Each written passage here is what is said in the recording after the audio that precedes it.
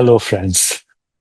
If you're a student of Vedanta, then you know the astonishing claim that Vedanta makes. It's an explosive claim. It says Maya gives form to the formless. It also implies something that sounds uncannily modern, which is the simulation that we call Maya responds to whatever you're paying attention to. These are not two separate ideas. They are two vantage points on the same recognition. The world you inhabit is not a fixed object outside you, but the way reality responds when the formless is filtered through Maya and dynamically focused through attention. So today I want to explore with you how this works, why it matters, and how it changes the way you relate not only to your experience, but to your very sense of self. What Vedanta calls the ultimate reality is formless. And it is not talking about a subtle substance, an energy field, or an abstract void. Formless simply means not located in space, not moving in time, and not bounded by any quality or contour. So this is Brahman, pure being, pure consciousness, pure bliss, without attributes, nirguna, formless, nirakara, immutable, one without a second, as Shankara, of course, summarized so beautifully. It is not one thing among many things. It is the very isness of all things. So the Upanishadic expression, neti neti, not this, not that, is a method for intuiting this reality. Whatever can be seen, thought, felt, or named is gently negated, not because it is utterly unreal, but because it is not the final self-standing truth. What remains when every describable thing is set aside is not a blank. It is the luminous fact that you are and that you know. This is the formless. It is prior to every specific experience, yet present in all of them, all experiences as their underlying reality. If Brahman is formless, timeless, indivisible, how do we end up in a life filled with bodies? My body, your body, objects, events, and of course, problems. Vedanta's answer is Maya, the inscrutable power by which the real appears as unreal without ever actually ceasing to be real. The tradition speaks of two aspects of this power: Avarana Shakti, the power of concealment which hides Brahman's true nature, and Viksepa Shakti, which is the power of projection, which throws up the illusory world of names and forms. Of course, the classical rope snake analogy captures this. In dim light, a rope on the ground is mistaken for a snake. The reality, rope, is partially veiled. In that half knowledge, the mind projects a snake. The result is a convincingly real experience: fear, heartbeat going fast, avoidance, stories, all kinds of things. Yet, at no point did the rope become a snake. The snake, so called, was the rope itself, misperceived and mislabeled. When a lamp is brought, the illusion collapses back into its cause. The form of the snake dissolves into the form of the rope. This is how Maya gives form to the formless. Brahman itself never changes, just as the rope never stops being a rope. Under the veiling power of ignorance, the one reality is misperceived and overlaid with names and forms: world, me, others, gain, loss, triumph, tragedy.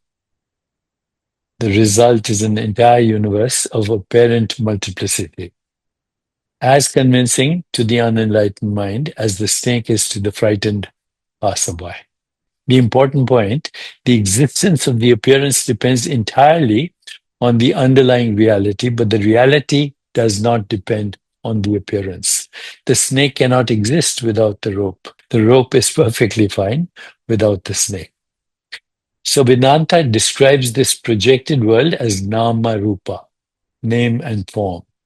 Form is the sensory configuration, colors, shapes, sounds, textures. Name is the conceptual overlay, my body, my reputation, an enemy, a blessing. Maya operates exactly here. It supplies the raw appearance and fuses it with the story so quickly that the two feel like one solid unit. A passing expression on someone's face becomes, she disrespects me. A number in a bank account becomes, I am safe or I am failing. In reality, each of these is just Nam Rupa, a pattern arising in awareness with a label stuck to it. But as long as the label and the pattern are taken as absolutely real and absolutely mine, the simulation has got you. Which brings us to the modern metaphor, which is the simulation metaphor. Contemporary culture often toys with the idea that we might be living in a simulation. Philosophers and technologists ask whether our universe could be a sophisticated program running on some unimaginable hardware. The crucial question is not, are we inside a computer? The deeper question is what you take to be an external fixed world actually a real-time rendering in and as consciousness conditioned by Maya? In this framing, consciousness is the underlying substrate of the whole display. Maya is the rendering engine projecting and veiling.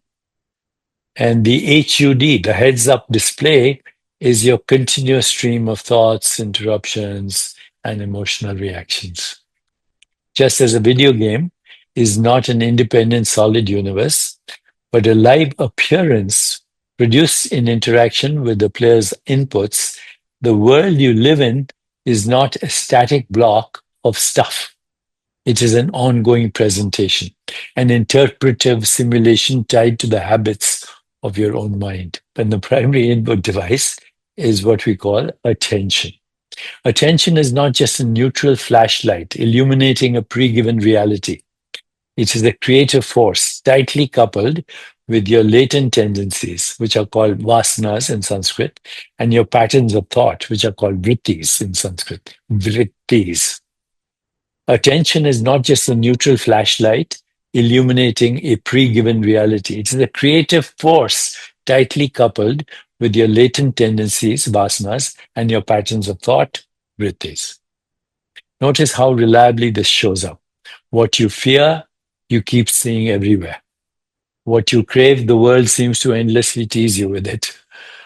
What you revere, you start to encounter as grace, synchronicity, and meaning. It is not that the gross physical world rearranges itself in every instant to match your mood.